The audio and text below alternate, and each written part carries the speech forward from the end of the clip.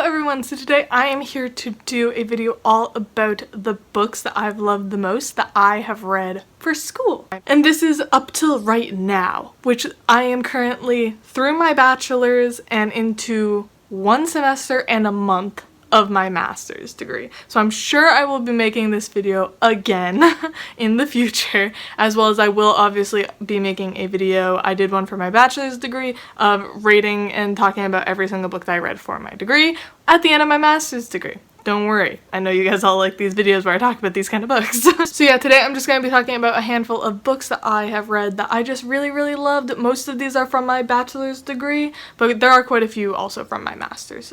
So the first one I have to talk about is Titus Andronicus by Shakespeare. I took a Shakespeare class in my bachelor's degree where we read like 14 plays, and Titus Andronicus stood out to me so much, and it's actually one of the books that I'm considering writing my thesis on. And I don't know, Titus Andronicus really stood out to me, even though a lot of people hate this play. It's considered one of Shakespeare's worst. It was his first ever written tragedy as far as we know, and I love it. I think it's ridiculous, and I really like how it kind of blurs the line between tragedy and comedy, although not a lot of people agree with that, but I personally read it like that. I kind of read it as more of a tragicomedy. But basically this is about a man named Titus Andronicus who has like 24 children, and one of them is a daughter. Of course, he has so many freaking sons, and basically all of them are dead by the end of this book. And they're in a war, and they bring back the queen of the people that they're fighting, the Goths, and he's like supposed to get married to this woman, and she obviously starts fucking shit up, and this has so much graphic violence. It's very heavily based off of the Ovidian tale of Philomela, and a lot of shit happens to his daughter. There's also people who get killed and cut up and made into a pie.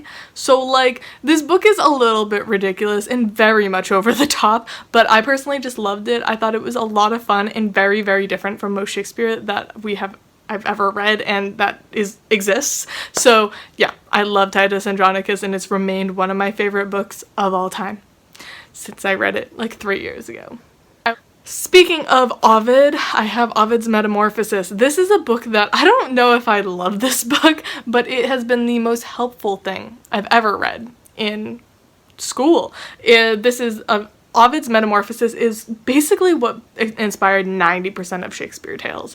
Like, he got so much inspiration from Ovid, and it just, I feel like, I always say that I feel like after reading this, everything in literature can either be connected back to the Bible or Ovid. Like, they're kind of like the two things everything is based off of.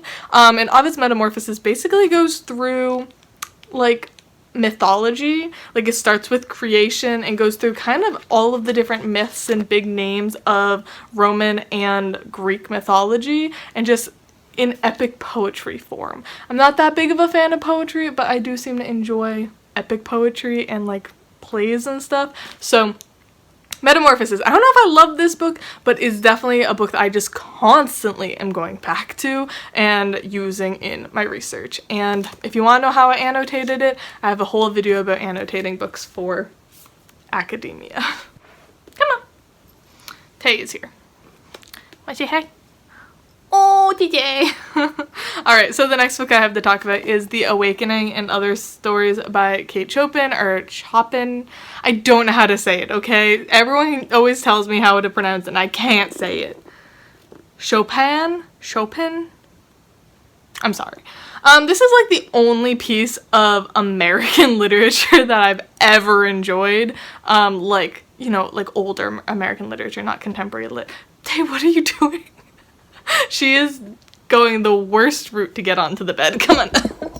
But basically, The Awakening is a story that I read in my American literature class, and it was one of the first things that I actually cared about that we read, and I actually really enjoyed it. And then we have done the short stories in multiple other classes that I have read. This is not the copy that I annotated, but I have a copy of it that I literally, like, the last page of it is the most heavily annotated thing I've ever done ever. The Awakening is basically about a woman who doesn't feel comfortable in her life, doesn't really like her life, doesn't really feel like she fits in, she's a bit of an outcast, and her committing suicide. basically, this, I feel like, is what a lot of literature about suicides is kind of based off of, if they know it or not. And it really explores like this case study of this woman and her feelings. And I really, really loved this a lot. Enough to buy a really pretty new copy of it when I saw it in a bookstore. And yeah, it's just a lot about women and their treatment in, what is this, the 1900s, 1901 I want to say, in America. And it's about sex and suicide and women and women's lives. That's mostly what it's about. Next up, I have a piece of Irish literature. This is the only piece of literature I read from Malcolm, that I actually really liked. You guys might know the name Malcolm. He was my favorite professor in undergrad, and I took all of his classes, and I almost never liked the books that we read. But this one I really loved, and the rest of the class hated.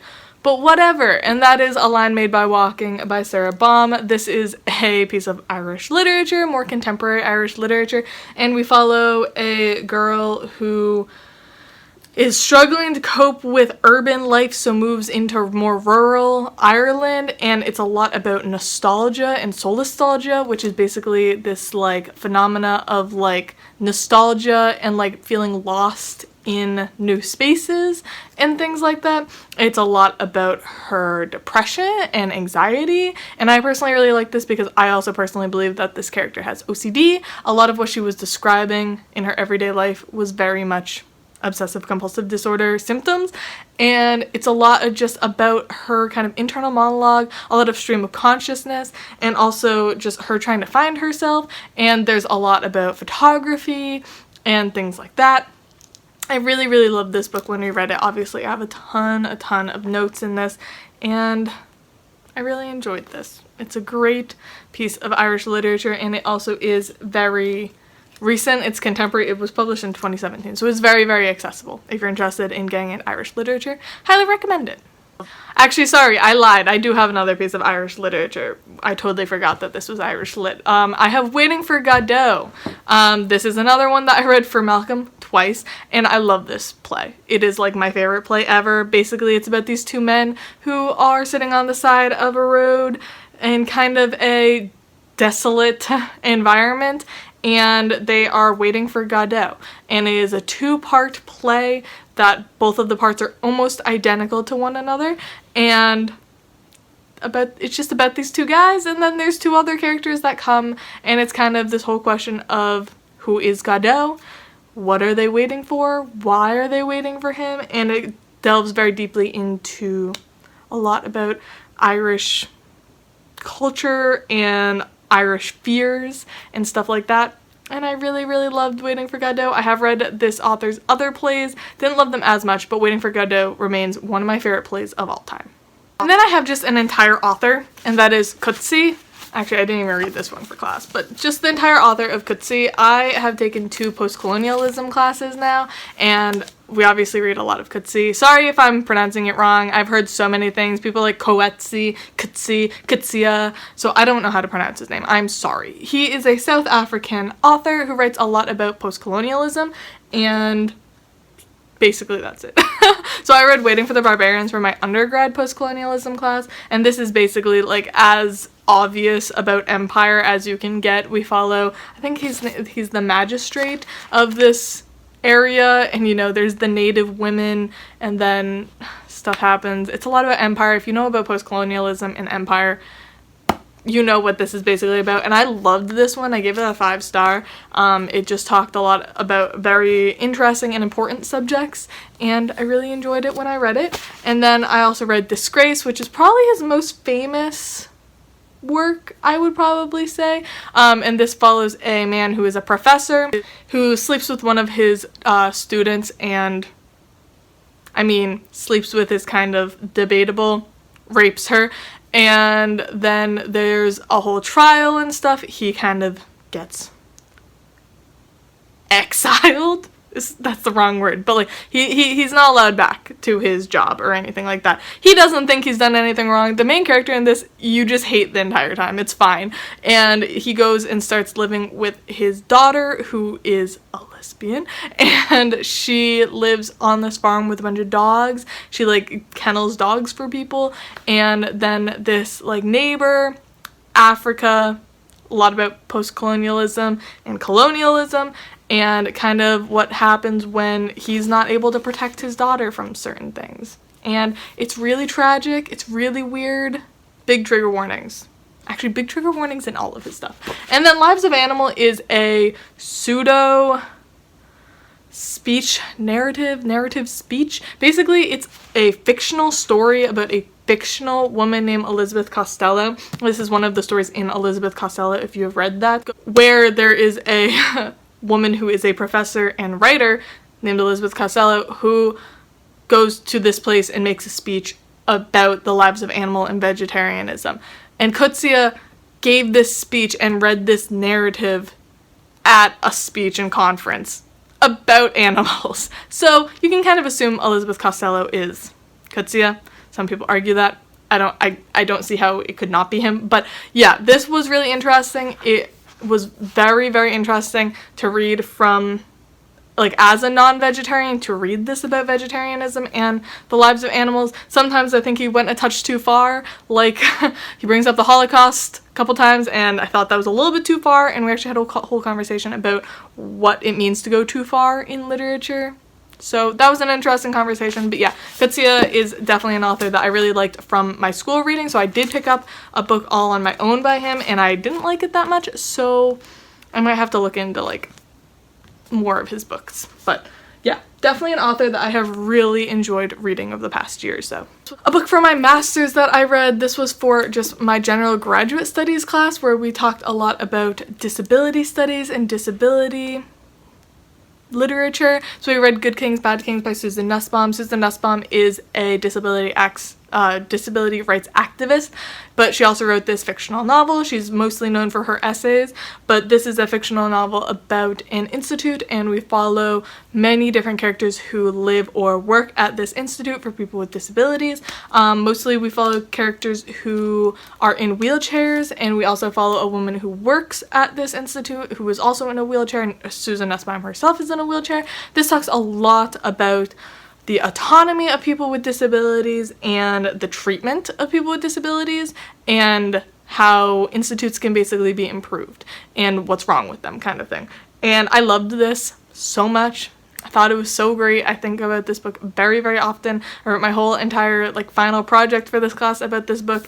It's great, and it is a contemporary novel. If you're interested in disability studies, this is a very accessible and, like, quote-unquote fun read, because it's not just, like, fact-dropping constantly like a nonfiction book does. It does tell a narrative and a story, and a quite tragic one at that. So, there you go. A book that I read for my Victorian literature class, which is kind of weird, but we read Fingersmith by Sarah Waters, which this is not a piece of Victorian literature, but it's based very heavily off of Victorian literature and set during Victorian times.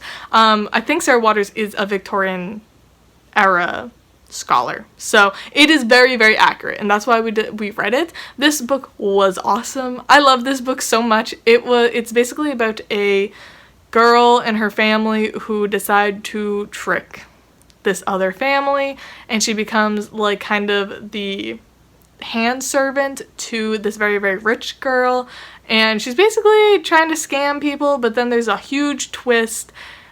Like, oh my god, this has probably one of the biggest twists I've ever read in a book. So it's kind of like a mystery thriller, but also historical fiction, Victorian literature-esque. And yeah, it's awesome. It inspired quite a few other things, like The Handmaiden, which is a Korean film, which was amazing. This is also a sapphic romance, and I loved it a lot. So it's a hard book to explain, just because, like, the cool stuff about it isn't, like, the plot line, it's the twists that just punch you in the face multiple times after, like, page 200. It's just constant twist after twist after twist after twist, and it's just, like, it's crazy, and I loved it a lot. And it was really interesting to read this for a Victorian literature class, after reading so much actual Victorian literature into reading this. And this was definitely my favorite thing that we read. And my most recent favorite that I read for my master's degree was Jane Eyre by Charlotte Bronte. This is a book that I have owned this copy of this book for literal years, like since high school. And I just was never that interested. It was a lot of my like friends' favorite novel and stuff, and I wanted to try it, but it just, I am never a big fan of the like classic olden coming of age, young girl coming of age kind of stories like this, because I just find them really boring and very unrelatable in contemporary times, because it's always very misogynistic and patriarchal, and I just don't care that much. They're also usually just, again, really boring, because there's not usually much plot besides I'm growing up and I want to get married, and that's about it. But Jane Eyre was awesome. It's actually a gothic novel, which I didn't know that.